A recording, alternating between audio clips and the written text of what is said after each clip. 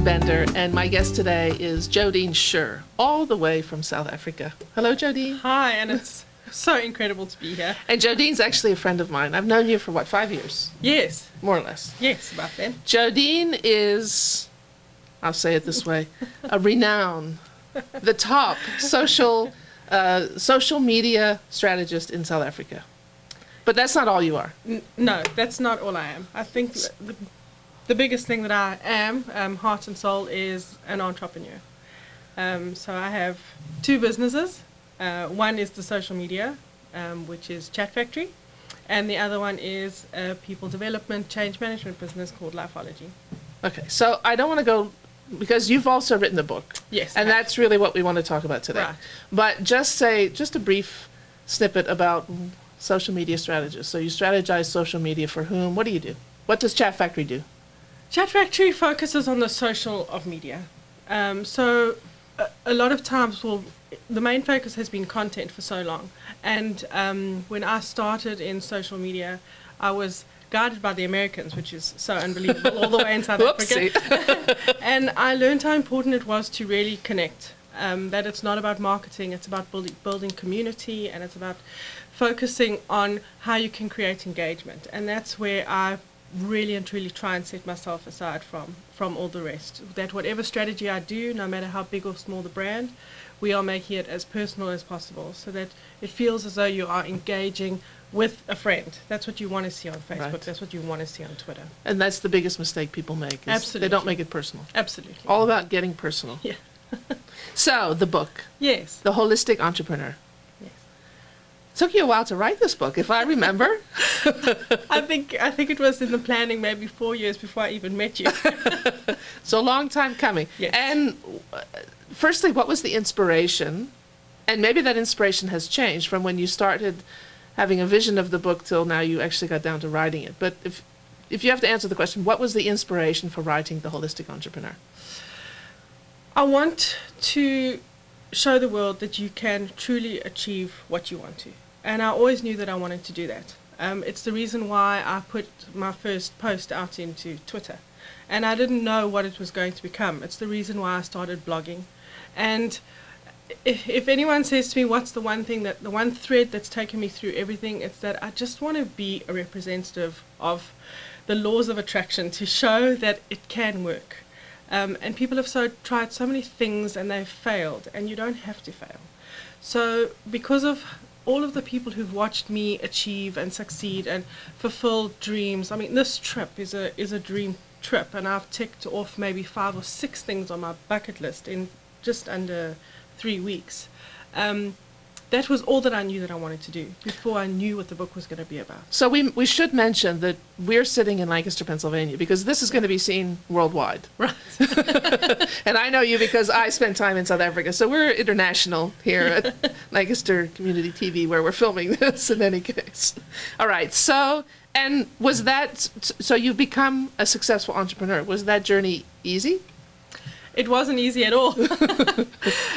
And so what I started doing, because people were telling me that I was making manifestation sound too easy, I started to blog about it. And I created a blog called Project Me. And all I was supposed to do was blog for 365 days and prove to people that what our philosophies and our theories that we taught and that we had as a product in Lifeology could actually be lived. And Lifeology is one of your other businesses. Yes. And that's change management. It's self-development. Yes, You help people development. People development.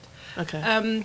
And so that blog became the platform and the real voice of me showing people and showing myself that what Lifeology stood for, and the philosophies and the theories that I believe we can live by, that you can actually live by them. And what was fascinating was it was tougher to live by them than what I expected.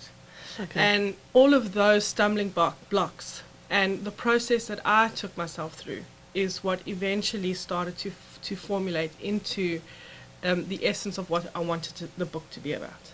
Okay, so first, before we get into the book, what do you like about being an entrepreneur? Because it's not easy. It's not easy. Yeah. I like the freedom that I have been able to create, and I like the freedom that every entrepreneur should be able to create for themselves. But wait a minute, wait. You have to work hard, Jodene. You have to work hard to be an entrepreneur. We all know this, right? And here I am, traveling around, having the time of my life, with an incredible business partner in South Africa and 2 staff members in South Africa who are as excited for me that I'm on this trip because of the way that I have been an entrepreneur. My clients are sending me messages of support saying, we're loving watching you go through this process, because entrepreneurship is not about enslaving yourself to your business. And that's a message I'm determined to get out. Okay. It's passion, and the passion creates the hours of work. But when you're so passionate about something, then you really understand that you can't, if you enslave yourself, you'll lose the passion for it. Well, that's very true. Yeah. So you like the freedom of being an entrepreneur. Obviously, you like being your own boss. There's no one Yep. telling you what to do. Yes, and I love being able to create. For example, one of my roles, one of the services that we offer is influencer marketer, which is not a term that you'll hear often because I've made it up. So when you're an entrepreneur, you get to make things up. You do. I made up what I wanted my business to do, and that has been so exciting. And from this trip, there's other things that I want to do. So I just go home and I extend my business into something else. But now there must be something hard, difficult about being an entrepreneur. What's the most difficult thing? The most difficult thing is not knowing if that client is going to be there tomorrow. Okay. And it's Uncertainty. Uncertainty. And for me, the biggest thing is I've really prided myself in giving 100% to my clients. And I've had clients say to me, Jodene, we love you, but our time with you needs to come to an end because of everything that the business is going through. And that you never know when that's going to happen. So it's really difficult to focus on a client, knowing that you have to find other clients all the time, and never knowing the longevity. It's an ever-changing thing. And you have to be so tough because, I mean, at a point this year, I had no clients for a couple of days. For a couple of days, no clients. So entrepreneurship is not for sissies. It's not for sissies. Definitely not for sissies. You need hair on your teeth, as we say, to be an entrepreneur. You do. And you need a lot of support, whether it comes from a business partner or a team or just family, anyone. You need support to get through it. Someone where you can just go and sit down and have a cup of coffee and go, tell me I'm not crazy. Yeah, yeah. And sometimes that support comes from other people, but sometimes it comes from within, which is what the Holistic Entrepreneur is about. So when we come back, we're going to talk more about the Holistic Entrepreneur with Jodene Shaer.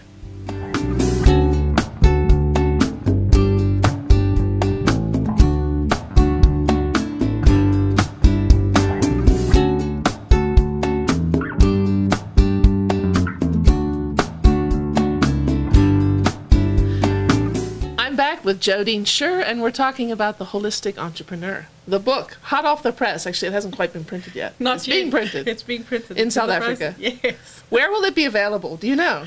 It's going to be available online. So all of the major online Amazon and all of that, okay. Which is great. And I'm doing it as a co-self-publishing, which is really. It took a lot of research and a big decision to do it, but I'm thrilled that that's the way that I've gone. Okay. So. The Holistic Entrepreneur, where did it start? How did it come about? So I knew I wanted to write a book, and I knew what it was. I would say, what the heck are you thinking? But okay, you wanted to write a book.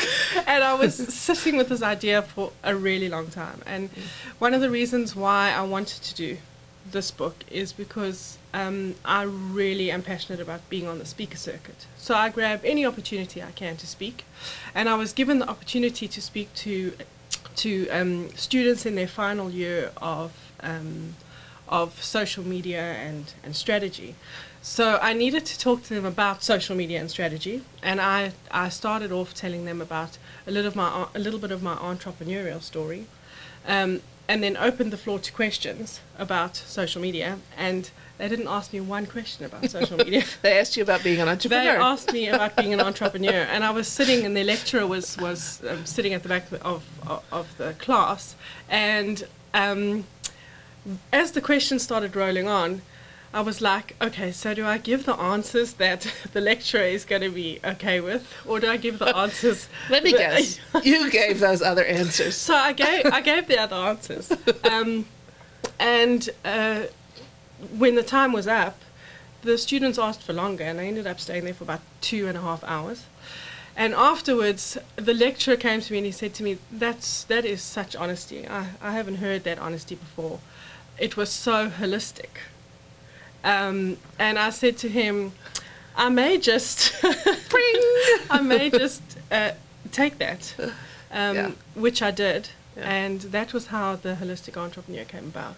So I'm really grateful for that opportunity. And then from then, I literally went home, sat down, fleshed out the chapters, and got cracking on the writing process. So will I learn how to write a business plan from your Holistic Entrepreneur book? Because that's what I'm told. I mean, isn't that what a business is all about? A business plan? So you will learn how to have enough faith in yourself to know that your business will unfold.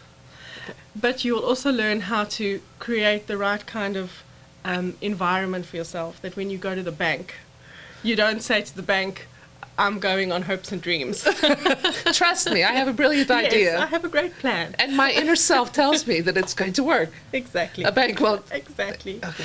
So the essence of the book is putting your self-worth before your net worth. Okay. So when you really get that self-worth, then the money will flow. And it doesn't matter how passionate anyone is. I can say that I love what I do, but it's always about the money.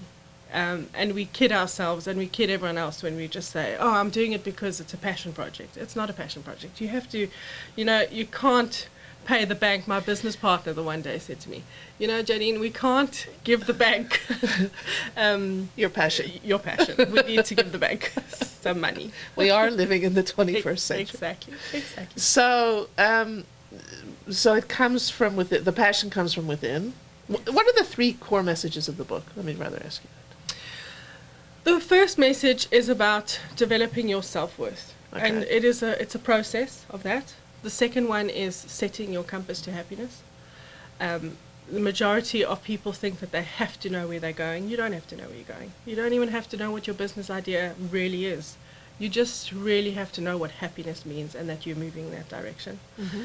And the third is having faith, but it is an acronym for faith, which is focus, acceptance, intention, trust, and happiness. Mm-hmm. And those are the cornerstones of the book. There's a whole lot of people out there listening to this that are going, yeah, right. This is some fairy tale you're spinning here, Jodene. And here I'm sitting with 2 successful businesses, incredible overseas opportunity, lots of opportunities that come my way, and proof that the way that I do it works. But it is going against the mainstream. What you're saying is going against the mainstream. Look, I personally believe it, so so you don't have to convince me. But you are definitely going against the mainstream, and that's not an easy thing to do. And because of that, I got a writing coach. I know that I'm a confident businesswoman, but when I had to sit down and write this book, it scared me so much that I actually got a writing coach. And I would sit with her and I would say, this is what I want to say. And then she would allow me to be completely petrified, and then we would flesh out the chapter together. Otherwise, I would run away and not have completed the book for that very reason. For example, one of the big things is I really don't believe that anyone needs a vision board. And vision boards have been drummed into us so much. Anyone who's done any kind of spiritual process or any kind of self-help has honestly and truly believed that they need to have a vision of where they're going. And a very specific vision Yes. is normally the thing. The amount of Yes. the check you and I talked about. Yes. So write the amount of the check. And we won't mention the specific sources of those kind of Absolutely. things. But Absolutely. for some time that was the fashion. You have to Yes. say, I want $10 million. So one of the big stories that I tell in the book is that we did have a business plan in the beginning. And if I had stuck to that business plan, I would have said no to some incredible opportunities. Social media was never on my radar. Absolutely, it wasn't. And I was approached for an opportunity. And if I had looked at my business plan or looked at my vision board, I would have said, oh no, I can't take this opportunity because it's taking Right. me in the wrong direction. So why did you take it? What was it about that opportunity that said, I think I should take this? Because I had worked so hard at tapping into this intuition, this inner voice. It's the only way that I can describe it, where I was going, could this make you happy?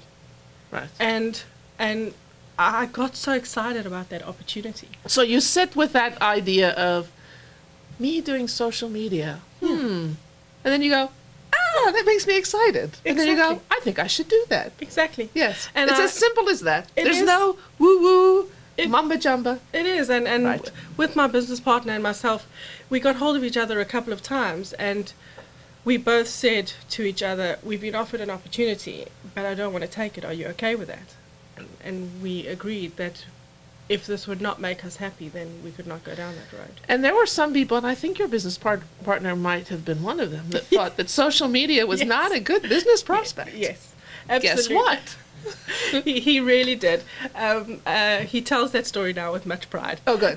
Good, good. That he kept on saying to me, we really should be looking for clients. You should not be following random people on. You shouldn't on be Twitter." fooling around with the social Yes, media yeah, you Twitter. shouldn't be playing Don't stop being a tweet. And slowly the opportunities started to roll in, and my following really, really grew.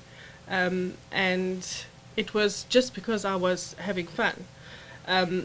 Although I do understand that you do need direction. We always had direction, and I've always had direction. I have always known that I wanted to write and I wanted to be on the speaker circuit. So now that brings up an interesting point, because some of the things that you've just said, so you don't need to know you just need to know your happiness compass. Yeah. Okay, but that seems a little bit different to what you just said about you need to have a direction. You don't have to answer that. My point here is there's subtleties in this work.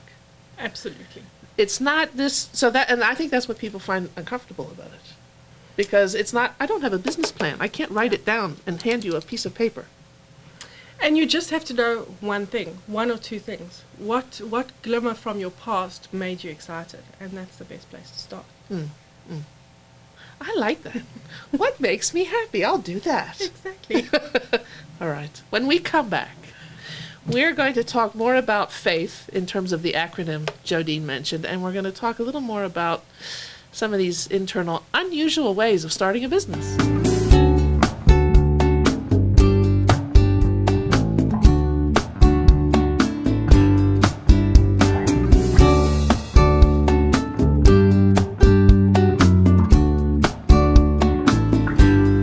I'm Joanne Bender, and I'm back with my guest, Jodene Shaer, who's also a very good friend of mine from South Africa. And we are talking about The Holistic Entrepreneur, which is a book about to be hot off the press. Will be available on Amazon, so keep your eyes peeled for that. So we were talking earlier in the last segment about these unusual practices that you have for your business and how you approach business and entrepreneurship.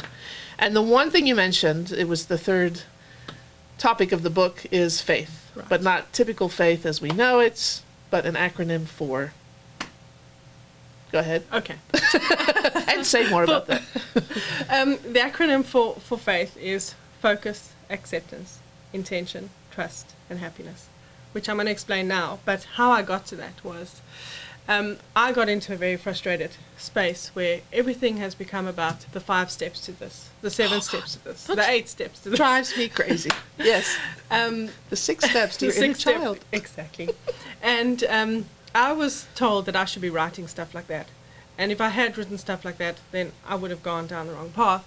And what I realized, I had this moment when I realized, the only steps that you need to take is walking your own path and learning to have faith in your own path. Those are the only steps you need to take. Yes. And I used to just get quiet, and I used to imagine myself walking, and with every step I would just go Faith, faith, and I just kept on doing that until it started to become clearer, and the process of faith started to mold out. So everything in the book is processes that I have gone through over the, I'm going to give my age away a little bit, about 22 years of entrepreneurship. So faith, the first part of faith is about focus. We get very scatty when we're an entrepreneur. As soon as something bad happens, the first thing that you want to do is you want to change direction. And what do you need to stay focused on? When you say focus on what? Just focus on what makes you happy. Just keep focusing. Focus on one thing. If you can focus on one thing a day, that's all that it is. Wake up in the morning and know that you just have to pay attention to one thing. It's very easy to get distracted, especially in the space of fear. So if you have one thing to focus on and it can get you through that day, if you only do one thing in that day, then it's absolutely perfect. That makes you happy? Yeah. Okay. Yeah. And so that focus for me, that focus was something that was very business-like. For example, sending out that one email or making sure that there was that one process that was done. Because when you get into a space of fear, you put on the brakes and you stop. Right. Okay. Then acceptance is, for example, when that client can't carry on with you, or we put out so many business plans. And don't take it personally. Yeah. And we pitch. I cannot tell you the number of times people have even said to me, "Oh, we're going to start this contract with you in 5 days' time," and I get so excited, and then I send off that email, and all they have to do is sign, and then there's dead silence. Yeah. So accepting that other people are going through their own processes, and what they are doing is their process, and you can't impact their process, and it's a big thing to just accept. And don't let it pull you back into fear. And don't let it pull you back. Into fear. Into fear, absolutely. Yeah. Intention for me is huge. It is basically staying within integrity and knowing all the time what is the intention of everything that I do. As an entrepreneur and in this business space. What's been interesting is there are a couple of people who are currently reading the book for me to get some feedback, and I have 2 or 3 who are not entrepreneurs to see how that process is working, and I've just gotten feedback from one of them saying this process and really seeing the intention with which he does everything, and how he knows that a lot of times he makes a decision because he feels that it's out of integrity, especially to himself, because he's trying to keep everybody else happy. So intention is really important. Trust is about trusting the process and trusting yourself and literally trusting. In the book, there's a lot of talk of the universe and laws of attraction and manifestation. And I always say you can't have faith and fear at the same time. Right. No, you can't. You can't. So when you get into that space of trust and you trust the decision you make, then as soon as you've trusted that decision you make, you have to trust everything else around you. Well, and if you're going to have acceptance, you have to have trust. Exactly. You can't have one without the other. And then happiness, there is an exercise in the book where all you do every day is just imagine a compass, and instead of true north, it says happiness. And you just walk. And you know that every day you're walking in the direction of happiness. And then expecting the unexpected, which is the most joyous, exciting part of entrepreneurship. Because you don't want to shortchange yourself. Exactly. You don't know what's in store. And that's my exact point with things like the vision board, where you say, you put up a check, and even if the check says $2 million and you think that is so huge, I always imagine the universe going, we had 3 times that waiting for you. We had 2 billion and you dropped off a 0. Exactly. You fool. Exactly. So that's why not limiting yourself and just focusing on happiness is really important. All right. The laws of attraction. I don't know how far we're going to get into the laws of attraction, but it is. Say a short thing about the laws of attraction. The laws of attraction is the energy with which everything works, and that goes back to the science that we learned, when we were little. Yeah. So the energy that you put in is the energy that you get out. Yes. So put yucky stuff in, you get yucky stuff out. Exactly. Basically. But I do just need to say that there is the happiness movement, the positivity movement that has happened, where everyone just glosses over everything and they happy. And that's not what we're talking about. No. And I believe No. that has caused a lot of the misconception, because you have to tell yourself the truth about what's going on. Yes. And underneath all of that truth, you have to admit you're afraid of stuff. There's times when I'm petrified. Yeah. And only when you get past that, and then you start to truly feel what you want, then that energy starts to filter through. So now I know this because I have had a look at your book and we've talked about it. And you do mention stillness in the book, do. and we've talked about this quite a lot. And so it makes sense to me that it's only through stillness that you can know that law. So you're not glazing over the happiness, Right. glossing over things, if you within are still and know where that happiness is coming from. Right. So where did you learn about stillness? Where did that come from? Who inspired you? Well, the main thing that inspired me was chaos that happened within myself. Right. And when things started to go well, I started to have panic attacks. Yes. Which was interesting. And I did a whole lot of work to try and figure it out, and I ended up going for life coaching. And through the life coaching process, she said to me, chop wood, carry water. Yes. And she left me with that and told me to research that and figure it out myself. Right. Which I did, and it comes from a Zen philosophy, focus on one thing and truly focus.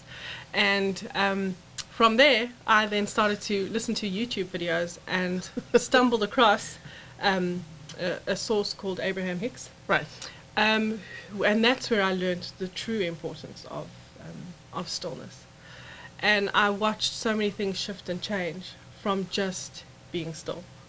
And that's where the timing of the book and everything And fell surely into place. you had a personal example of stillness. Surely. Beside myself. A lot of people try and prove that they've figured everything else out themselves. Yes. So, for example, my money stuff, Yes.